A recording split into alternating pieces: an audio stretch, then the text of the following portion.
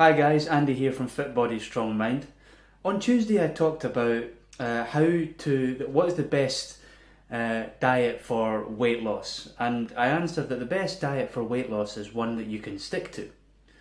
And today I'm going to take that a little bit further. I'm going to give you 7 questions that you should ask yourself when you're about to begin a new diet or when you're choosing a new diet. I don't like the word diet anyway, so maybe we should change that and replace it with the phrase nutrition plan. Because the first question is this diet built for the long term? So many people, when they start dieting, it's all about restriction, it's 6 weeks, it's absolutely blasting everything before you have some event like a wedding, and then as soon as the event is over, you go off the diet completely, all the weight goes back on, and you're back to where you started. I don't see the point in that. I don't see the point in starting a diet which is not going to be continued for the long term, because all you do is get into a vicious circle of weight loss, weight gain, weight loss, weight gain, weight loss, weight gain. So why not ask yourself, if this diet I'm going on to is right for me, then surely it's something that can be adhered to in the long term. So that's the first question to ask yourself. The second question to ask yourself is, does this diet fit with your lifestyle? Now, there are many different ways to build a diet. There's not one size fits all protocol. And the trap that a lot of people fall into is they try and squeeze themselves into a specific plan which is just not designed for their life, and it's not designed for their personality. And what happens is, you're able to kind of stick with it when the motivation's high and when you're excited, but as soon as the motivation drops, as soon as the excitement goes away, or as soon as the 6 weeks is over, suddenly there's no reason to stick to it again because it doesn't fit your lifestyle. I used the example on Tuesday of myself, and the way that I choose to build my nutrition plan is to fast, because I enjoy eating big meals, I enjoy eating at night, and it suits me, it suits my personality to eat nothing and then eat everything. And that might not suit you, but what you do have to do is consider the diet you're thinking about and say, okay, does it suit the way I like to live my life, the way I like to operate, does it suit my personality? The third question you should ask yourself is some enjoyment built into this diet? The fact of the matter is, the simple fact is that nobody is going to do something for a long period of time, whether it be forever or a few years, if they don't enjoy it. Discipline is a great thing, but extreme discipline is pretty much impossible to do now forever. So there's no point in trying to start a diet if all it involves is restriction and discipline.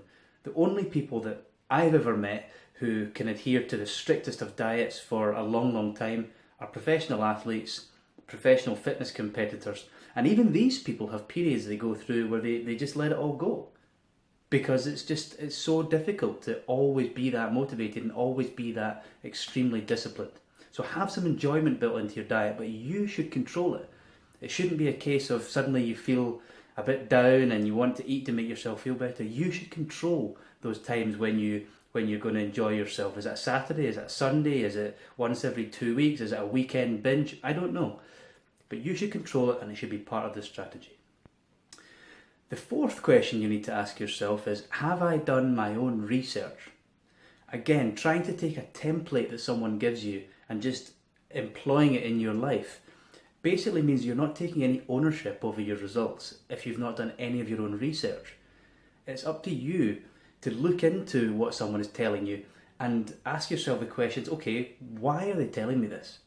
If you can't answer the question about why you're putting a particular part of your diet into your diet, maybe you shouldn't be doing it. Maybe you're just taking the advice of someone and you don't know if it's actually going to work or not.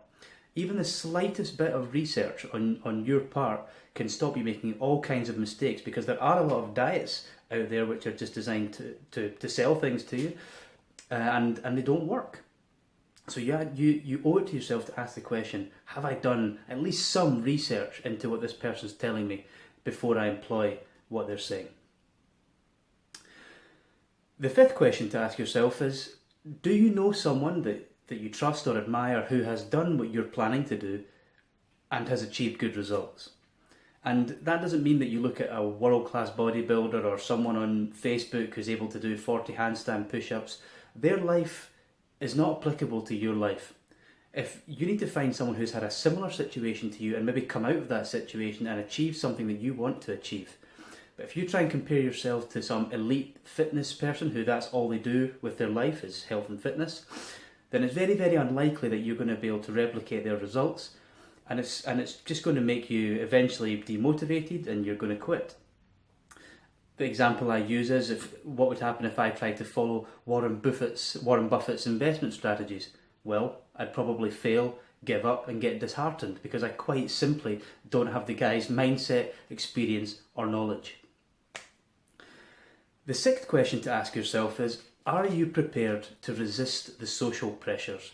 Now, this was always a big fight for me. It still is a big fight for me, and it's a big battle that everyone faces when trying to get fit. There's so much social pressure out there.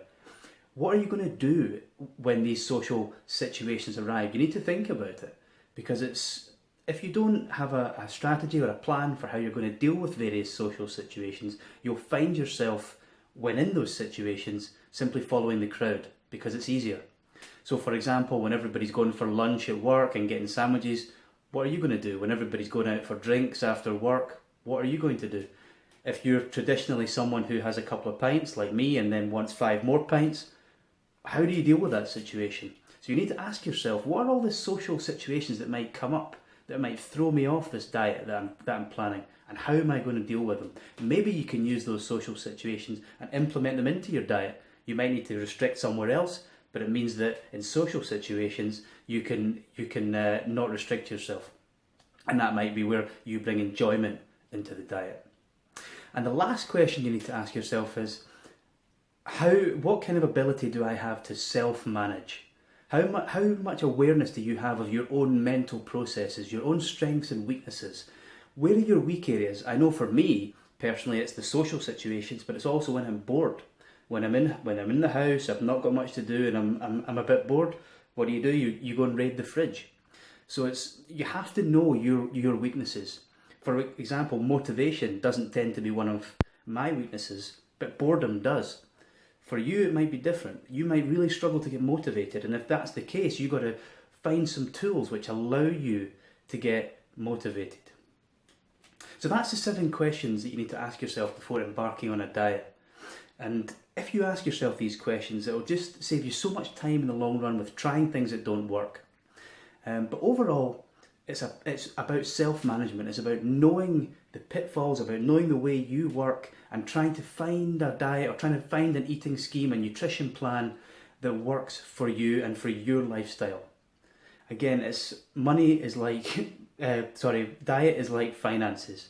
You have to be prepared to save and invest first before you can go into all the areas of pleasure if you're managing properly.